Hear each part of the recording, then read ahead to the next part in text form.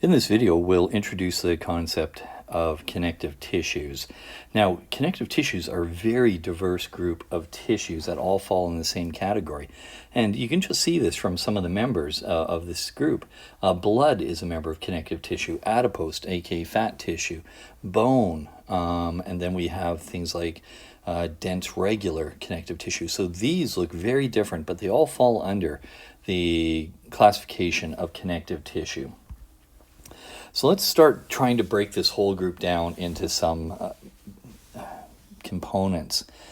Now, when I'm talking about connective tissue, there's two basic groups I could look at, and they differ in the cell types and the extracellular matrix. And that's sort of really one of the big distinguishing things.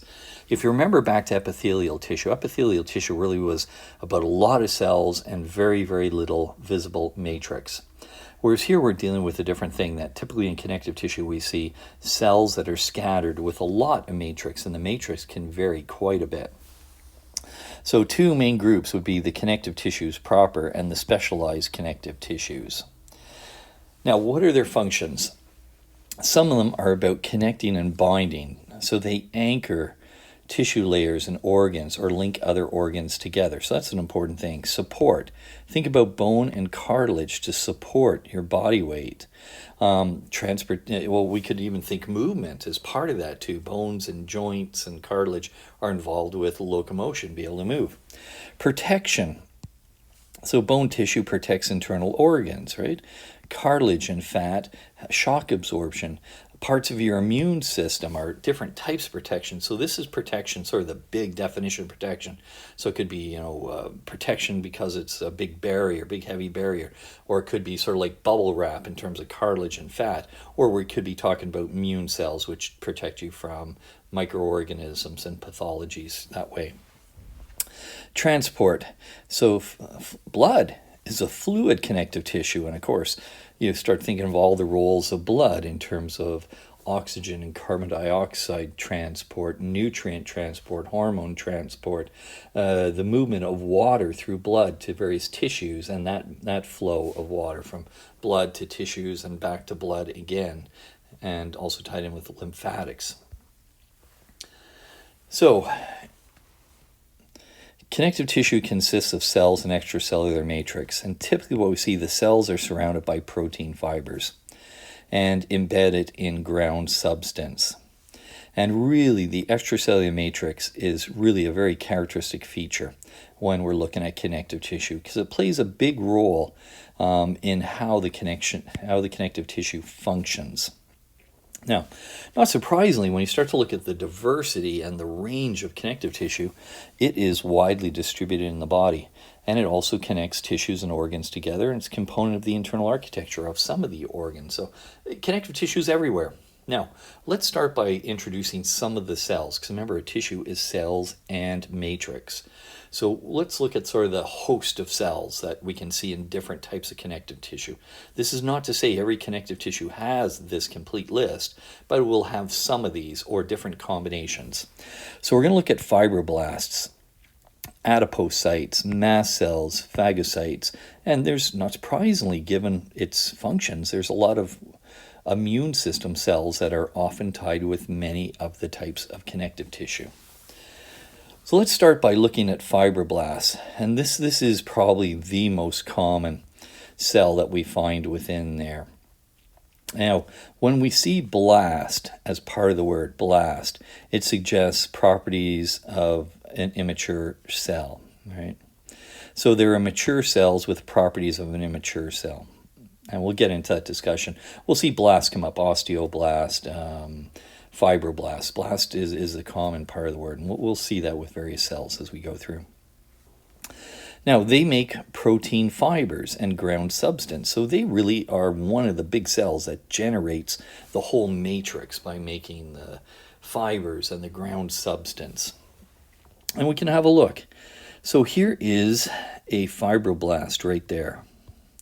Now, when you look at it, what you tend to see is the darkly staining nuclei, and it's easy to fall in the trap of thinking that is the cell. No, that's the nuclei, right?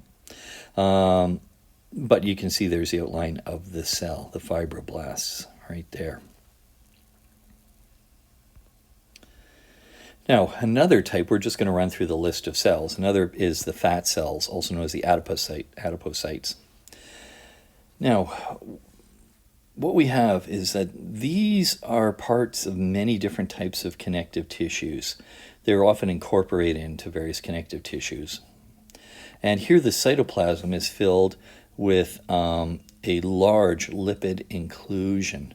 And we can see these cells are really interesting. They're so distinctive. Once you see them and get used to their look, you can almost always identify what they are in a tissue. That here we have basically the cell, and you can see the nucleus is right there. The nucleus is pushed up right against the edge of the cell.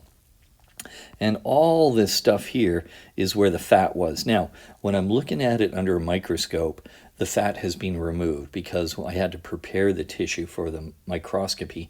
I had to dissolve the fat out, but then I replaced the fat with wax so I could make the tissue solid in order to cut it. So what we're looking at is not the fat itself, but that's where the fat would have been and would have occupied that space. And you can also see that the very distinctive look.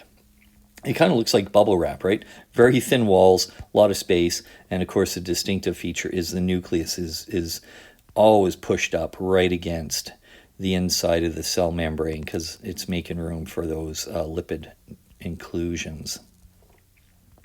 Mast cells are another cell that we find in connective tissue, and they're the largest of the resident cells. They're fairly big.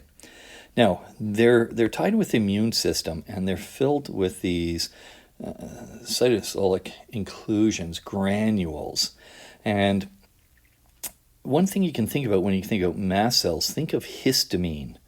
These are these chemicals that mediate inflammation. And of course, you ever had allergies? Well, you can largely blame these cells, the mast cells, because they're the ones that release histamine. And of course, you often will take antihistamines that will block the action of histamine on histamine receptors in other cells. So that's one of their big jobs, is store and release of histamines. And they release mediators by degranulate. They degranulate when stimulated, and it causes inflammation. And it's a protective response that activates the immune system.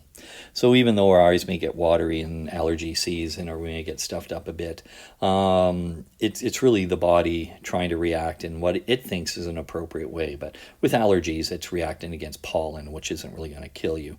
But on the other hand, we see this in bacterial infections and viral infections where mast cells get stimulated and release the histamines. And here we can see an electron micrograph of it. You can see the large nucleus, and you can actually see these granules. So you can see how extensive the granules are within mast cells and containing, as I said, histamine for release. Now, some of the other cells would be things like the phagocytes. There's a number of cells that fall into the category of phagocytes. These are immune system cells that ingest foreign substances, microorganisms, dead or damaged cells by phagocytosis, right? Macrophages are a type of cell that can do phagocytosis, so they're a phagocyte. Neutrophils are another type of cell that can do phagocytosis, so they fall under the category of phagocytes. Now, the macrophages could either be resident, i.e. they basically live in that tissue, or they migrate, and neutrophils often migrate to a site where they're needed. Okay, there's a whole number of other immune cells that migrate in and out of connective tissue depending on the body's needs, and we'll talk more about those when we get to the immune system. Now, we're going to come back in the next video and start to look at the 4 basic types of connective tissue. Now, just a reminder that often what happens in histology is whoever named this called it like they saw it. They looked down the microscope and they usually used a descriptor that sort of describes what you're going to see. And that's why in the next video we're going to see things like loose connective tissue. It refers to how the fibers are arranged. Dense connective tissue, once again, how the fibers are arranged. Adipose tissue and reticular tissue. But that'll be for the next video.